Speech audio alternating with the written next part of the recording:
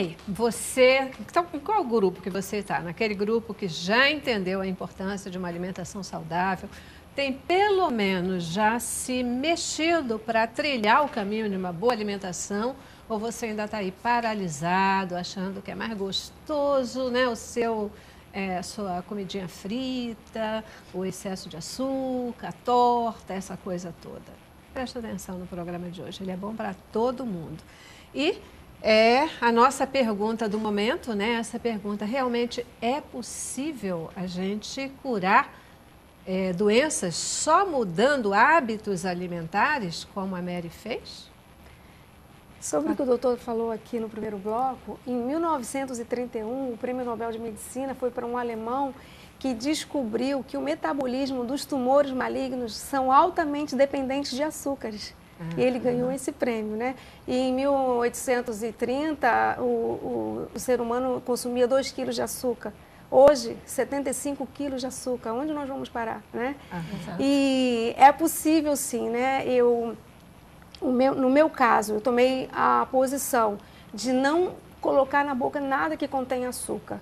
E hoje eu quero, às vezes, até experimentar na casa de alguém para não constranger, eu não consigo comer nada com açúcar. Eu tenho as minhas receitas, né, que eu adoço com ameixa, com tâmara, e eu como muito, 80% de alimentos crus, né, não só em sucos, mas também em saladas e pratos diversos aí que nós vamos presentear as pessoas com as nossas receitas. E eu tenho sobrevivido e acompanho várias pessoas, inclusive eu hoje apresentei para ela uma menina que com 18 anos teve o diagnóstico de diabetes e resolveu se alimentar somente de alimentos crus, e já se passaram 10 anos e ela é uma curiosidade, vai em tudo que é programa, em tudo que é médico, e ela não tem mais da diabetes, né? Talvez a diabetes dela seja não aquele tipo juvenil, né? Que o doutor está aqui. Cada um tem que ter o seu médico. Eu tenho meu médico. Eu fiquei 1 mês na clínica vidanatural.org, em São Paulo, me tratando, conhecendo. Eu tenho o meu médico que eu vou, não tive alta ainda, acompanho, faço ressonância de 6 em 6 meses. Eles procuram um novo tumor.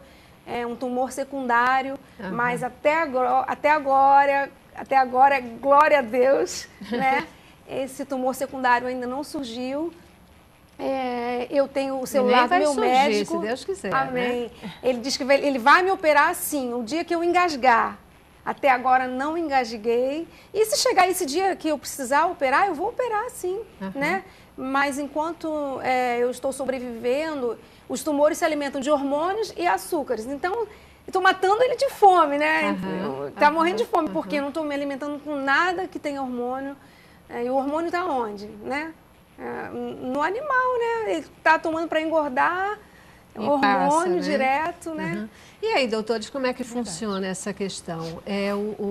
É possível mesmo a gente curar doenças, prevenir doenças, mudando a alimentação?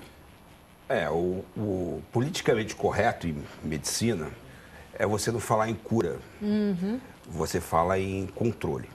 Mas, pelo que eu expliquei no primeiro bloco, a alimentação incorreta, conforme a Mara explicou, já está causando modificações no nosso código genético no momento que você está lá na gestação. Então, hoje, as crianças já estão nascendo obesas, estão nascendo com resistência metabólica, resistência ao emagrecimento.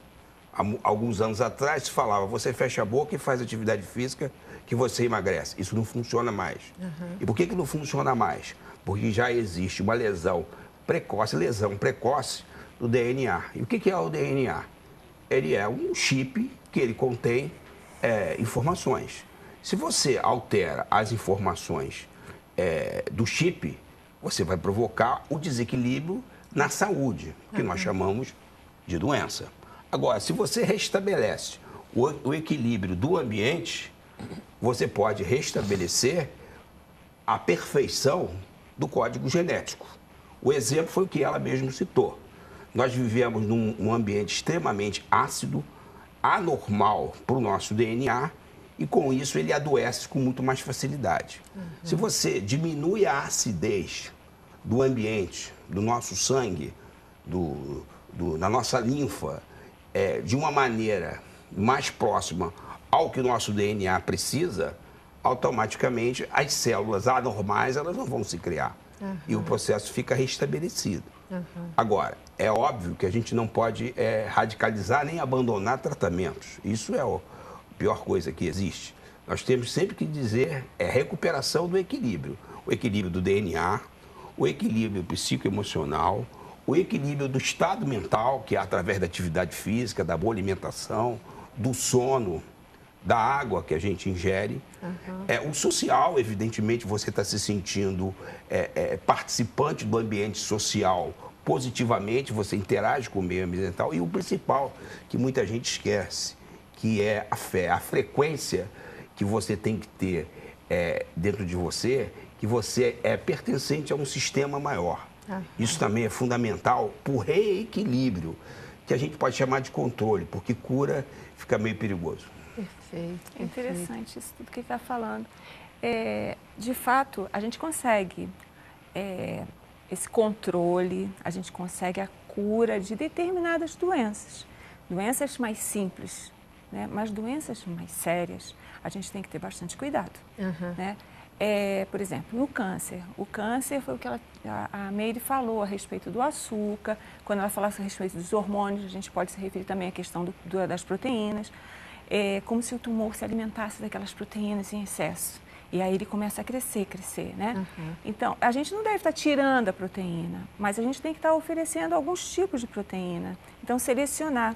Não tenho condições de, se estou com essa enfermidade, por mim próprio fazer determinado tipo de alimentação. Não, eu preciso ter um profissional que me diga exatamente a quantidade de proteína que preciso, quanto que eu preciso de carboidrato, quanto que eu preciso de gordura, tipos de gorduras que eu vou precisar. Então, isso tudo tem que ser bem distribuído, para que eu possa alcançar um resultado favorável, aquele que de fato eu preciso, né, que eu necessito. Então, que tenha cura é possível, mas em algumas enfermidades. Outras, nós precisamos ter esse grande acompanhamento. Né? São os 5 anos que Meire agora está no acompanhamento desses 5 anos. Ainda não recebeu alta, mas ela sabe que ela conseguiu um bom resultado com esse tipo de alimentação. Né? O que é uma alimentação natural? Né? Eu vou tirar todos aqueles elementos que são artificiais, que podem vir a provocar-me provocar alguma alteração no meu organismo, seja no DNA, seja alguma alteração dentro do meu corpo. E aí eu penso também na questão dos agrotóxicos. Quando eu utilizo uma alimentação que é natural, eu não posso esquecer com relação aos agrotóxicos. Então, selecionar os alimentos que preciso, porque muitas das vezes eu não só lavar o alimento, mas ele entra na seiva. Então, alguns alimentos já são comprometidos. Selecionar o que eu posso comprar, o que eu devo comprar, como ter essa alimentação natural. Então, isso é uma coisa muito importante que a gente tem que estar investigando e utilizar. Eu queria entender com vocês essa questão da importância e do benefício dos alimentos crus, né? Mas antes, uma alimentação saudável é sinônimo de uma alimentação mais cara? É fato quando as pessoas dizem, não dá para ter uma alimentação saudável porque é muito caro. Isso é verdade ou é desculpa? Não, é possível a gente conseguir. É possível a gente conseguir uma alimentação mais natural, né? Não ser tão cara, mas também saber selecionar. E tentar voltar, foi o que você falou no início do programa, vamos tentar voltar um pouquinho, né? Hoje em dia a fritura é muito comum, né? Os empanados, as frituras, enfim, não dá para a gente voltar para as coisas que eram mais cozidas, as coisas que eram assadas, isso aí já dá uma ajuda, só em pensarmos dessa forma, isso já dá uma ajuda, tá? O alimento cru, preferível do que o alimento cozido, mas determinados alimentos não tem jeito, preciso cozinhar, né? Mas não preciso fritar, eu posso cozinhá-los. Isso aí já ajuda bastante. Isso aí é muito interessante, né? Porque hoje em dia não existe aquilo que a gente chama de genética, né? Aquela determinação genética. O que existe hoje chama epigenética. Desde 1990 é epigenética. O que é isso? O tempo todo, o nosso código genético, ele está interagindo com o ambiente. Então, se você está ingerindo muitos alimentos que são industrializados e eles têm excesso de frutose do milho, eles têm excesso de um açúcar que vai inflamar o seu DNA, seu DNA inflamado vai começar a produzir hormônios em excesso que tem a ver com tipos de câncer, muitos tipos de câncer. Tanto é hoje que o fator ambiental que mais origina câncer é a obesidade. Então ali, a frutose do milho, que foi inserida industrialmente, está provocando uma lesão no nosso DNA. Assim como os pesticidas, como os agrotóxicos, que não tem como viver sem eles. Mas você pode aprender maneiras de, antes de você preparar o alimento, você detoxificar o alimento. Ou você diminuir o agrotóxico do alimento. Isso depende de formação. Aí você vai preservar o seu DNA. Mas não é só isso, tem mais. Não adianta também você se alimentar, ou cozido, ou cru, sem você ter um amor, um vínculo, uma ligação afetiva com aquele alimento. Porque aquele alimento ali, como tudo no universo, tem frequência, vibra. Então, se você come uma comida que foi feita por um cozinheiro que está com raiva da vida, pô, você está se intoxicando e está prejudicando o seu DNA. Mas hoje, qual é a boa notícia? Os medicamentos mais modernos, e principalmente alguns muito modernos, eles já conseguem destravar genes que não deveriam estar ligados e ligar genes que não deveriam estar ligados. Então, o alimento, por si só, ele já faz isso. Agora, como a Mara falou, o alimento vai depender de uma circunstância física, biológica, lógico, psicoemocional, estado de vida, social e espiritual, tudo junto. Senão, nada funciona. Porque o homem é um ser integral, né? Não adianta. É um ser integral. É um ser disso, integral, né? Esqueceram disso. Então, uma coisa Ele tem a ver com a outra. Ele tem que querer. Ele tem que querer mudar e ele tem que querer viver. Entendeu? Então, essa luta pela vida, né, a fé dele vai influenciar imensamente, né? O acreditar que é possível, né? Foi o que aconteceu com a Meire, né, Meire? Ela acreditou e ela quis. A gente isso é uma coisa muito um passo importante. de fé, de confiança mesmo e também ter prazer nisso, né? Eu faço com prazer, é uma alegria para mim, sabe? Comer um gergelim em cima de uma salada, eu sei que ali tem 7 vezes mais cálcio do que o leite, então eu vou estudando, eu vou vendo, entendeu? Tem tudo que eu preciso e faço saboroso, entendeu? Uma maionese de abacate com azeitona, limão, cebola. Experimenta, gente, isso é uma manteiga de abacate amassado. As pessoas não acreditam, mas quando eu preparo, nem conto, sabe? Depois que a pessoa come, nossa, não tem maionese, não. Esse abacate amassado com limão, cebola, azeitona, tomatinho e você tempera uma salada, fica muito saborosa. Só um minuto para fechar, que é o que eu comecei falando e acho que com a Mara também acontece isso. O que mais me choca na prática do dia a dia é que para você fazer uma modificação de estilo de vida, uma modificação de comportamento, evidentemente a gente tem que entrar com querer. Só que a gente tem que abrir o olho.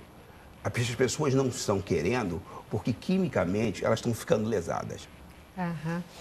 Eu já entendi, né, de outros momentos que a gente conversou, que esse querer é uma parcela enorme da história, mas tem um componente, né, já no organismo, quando ele já está adoecido, já está inflamado, que é difícil a gente vencer a barreira do querer. Droga. Né? Se eu sou dependente de uma droga, eu posso querer muito, mas não é simples eu largar essa. Foi por isso que eu levei a Marli Dávila para minha casa e ela ficou 2 anos comigo, especialista em comida natural, porque eu sozinha não ia conseguir. Precisei de alguém, porque eu estava dependente e a minha dependência, por maior dor que me traz, a dor de deixar é maior. Então, eu precisei de uma ajuda, de um suporte, entendeu? E esse querer também vai nos levar a uma posição duradoura nessa mudança de comportamento alimentar.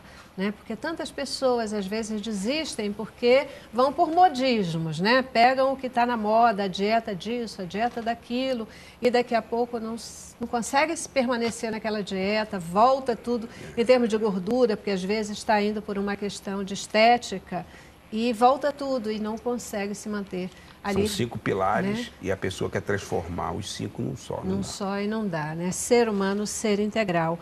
Então, eu já preciso dar uma paradinha de novo, vou para o intervalo e vou voltar. E vamos falar um pouquinho, então, como é que é essa questão de alimentação saudável. Não é só o cru, não é só o cozido, não é o frito. Vamos falar sobre o leite um pouquinho, essa história, né, do leite que todo mundo considera de uma importância enorme. Será que é tão importante mesmo assim? Pode ser substituído por outras questões? O que é uma alimentação saudável, uma alimentação que cura, uma alimentação que gera saúde o tempo todo? Tá bom? Vamos lá. Caramba. Cabeça pra cima.